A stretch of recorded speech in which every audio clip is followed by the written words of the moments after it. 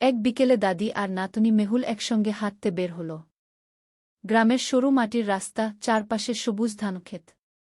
মেহুল দাদির হাত ধরে মিষ্টি হাসি দিয়ে বলল, দাদি, তুমি ছোটবেলায় কি দুষ্টুমি করতে? দাদি হেসে বললেন, হ্যাঁ রে, আমার ছোটবেলার দুষ্টুমির কথা শোনালে তুই অবাক হয়ে যাবি। মেহুল উৎসুক হয়ে বলল, বলো না দাদি, তোমার সবচেয়ে মজার কাণ্ডটা কি ছিল? দাদি মুচকি হেসে বললেন, একবার আমরা পুকুর পাড়ে আমগাছের নিচে খেলছিলাম। বড়দের নিষেধ ছিল গাছে ওঠার, কিন্তু আমি আর আমার বন্ধু রমলা ঠিক করলাম আম পাড়তেই হবে।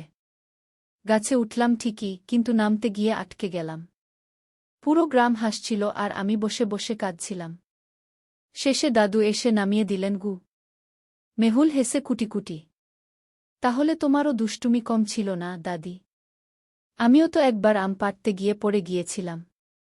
দাদি মেহুলের মাথায় হাত রেখে বললেন, আমাদের সময়ের মজাগুলো অন্যরকম ছিল।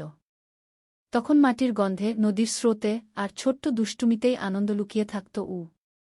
ওরা হাঁটতে হাঁটতে গ্রামের হাটের দিকে পৌঁছাল। মেহুল বলল, দাদি, তুমি আমাকে তোমার মতো করে গল্প করতে শেখাবে তো? দাদি বললেন, শিখবেই তো, শুধু মন দিয়ে শোন। গল্পেরা কিন্তু মন থেকে আসে গে।